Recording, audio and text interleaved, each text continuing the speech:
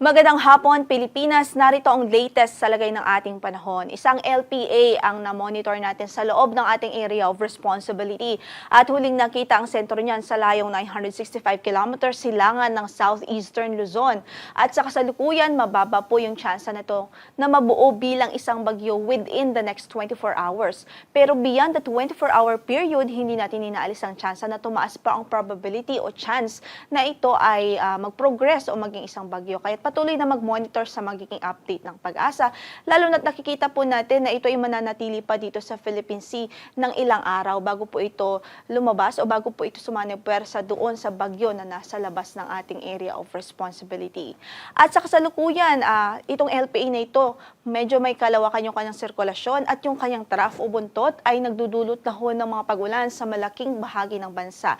Halos kung makikita nga po natin sa ating latest satellite imagery, may mga kaulapan at mataas ang tsansa ng mga pag-ulan sa Southern Luzon, halos sa buong Southern Luzon, sa buong Visayas at sa buong Mindanao. Partikular po dito sa Bicol Region, Marinduque, Laguna at Quezon Province. So inaasahan natin dyan ang halos sustained na mga pag-ulan dahil sa epekto nitong trough ng low pressure area. Samantala sa Metro Manila at natitirang bahagi pa ng Luzon, mga thunderstorms naman ang maaari pong magdulot ng mga pag-ulan tulad na lamang ho ng naranasan natin kanina, at maaari din po yung maulit any time of the day yung mga dagliang pagbuhos ng ulan dahil sa mga pagkidlat, pagkulog. Kaya ating abiso na rin sa ating mga kababayan saan man ang lakad natin sa araw na ito o sa gabing ito ay patuloy po tayong mag-ingat at magdala ho tayo ng mga pananggalang sa ulan. At inaabisohan din natin mga kababayan doon sa Visayas, Mindanao at sa Southern Luzon, malaking bahagi ng Southern Luzon na magdala ho ng mga pananggalang sa ulan at mag-ingat na rin ho sa mga posibilidad ho ng pagbaha, lalong-lalo po sa mga low-lying areas. Para sa araw ng bukas, asahan pa rin natin ang maulap na papawirin at tsansa, mataas na tsansa ng mga pag-ulan dito sa Bicol Region, sa Quezon Province, sa Marinduque, at maging dito po sa Laguna Province dahil pa rin sa epekto ng trough nitong LPA. Samantala sa Metro Manila at natitirang bahagi ng Luzon ay thunderstorms pa rin ang maaari pong magdulot ng mga pag-ulan, mga localized thunderstorms. Para naman sa Visayas at Mindanao, inaasahan pa rin natin ang mataas na tsansa ng mga pag-ulan bukas dito po sa halos buong Visayas, sa Zamboanga City, dito po sa Northern Mindanao, Caraga Region at Davao Region dahil pa rin sa epekto ng trough noong LPA. At para sa pagtayo ng ating temperatura sa Tacloban, 25 hanggang sa 30 degrees Celsius.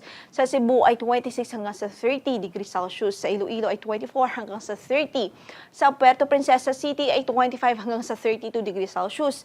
Sa Calayan Islands ay 26 hanggang sa 32. Sa Zamboanga naman ay 24 hanggang sa 31 degrees Celsius. At sa Cagayan de Oro ay 24 hanggang sa 30. Sa Davao naman ay 24 hanggang sa 31 degrees Celsius. Kasalukuyan ay wala tayong gale warning na nakataas sa mga bahagi ng ating mga baybaying dagat. Banayad hanggang sa katamtaman ang magiging pag-alo ng kondisyon ng ating karagatan. Samantala para sa ating weather outlook sa ilang key cities dito sa bansa. Simula Sunday hanggang Tuesday dito po sa Metro Manila at Baguio City, mananatiling bahagyang maulap hanggang sa maulap ang papawirin at kung may mga pag-ulan man ay dahil sa mga localized thunderstorms. Pero sa Legazpi City, sa ating pong pagtaya, mataas ang tsansa na masusustain yung maulap na papawirin doon at mga kalat-kalat na pag-ulan at pagkidlat pagkulog dahil sa low pressure area o sa trough ng low pressure area na nasa loob ng ating area of responsibility. At para sa Legazpi City, ang tinatayang magiging temperatura ay 25 hanggang sa 29 o 30 degrees Celsius. Sa Metro Manila ay 25 hanggang sa 32 at sa Baguio City ay 17 hanggang sa 24 degrees Celsius. Sa Visayas naman, halos buong Visayas pa rin, ay inaasahan natin ang maulap na papawirin at mga maulang panahon sa mga susunod na araw dahil pa rin sa epekto ng LPA na yan at sa nakikita po natin posibleng ma-enhance na habagat o southwest monsoon.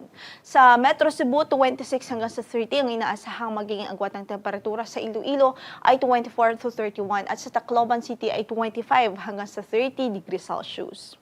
Samantala sa Metro Davao hanggang Sunday, mataas yung chance na maging maulap pa rin doon at may mga kalat-kalat na pag-ulan. And then afterwards ay improving weather na ho. Sa Cagayan de Oro naman ay maulap pa rin ang papawirin hanggang Monday. At pagkatapos po niyan ay inaasahang mag-i-improve na ang weather doon. Sa Zamboanga City, sa Sunday, posible po mataas pa rin yung chance ng mga pagulan at pagkidat pagkulog. Pero pagdating din ho ng Monday at Tuesday ay bahagyang maulap hanggang sa maulap na lamang ang magiging papawirin. At may mga localized thunderstorms pa rin. Ang sunset natin for today is 6:26 in the evening at bukas, sisikat ang araw sa ganap na alas 5:39 ng umaga. Ito po si Lori de la Cruz Galicia. Magandang hapon po.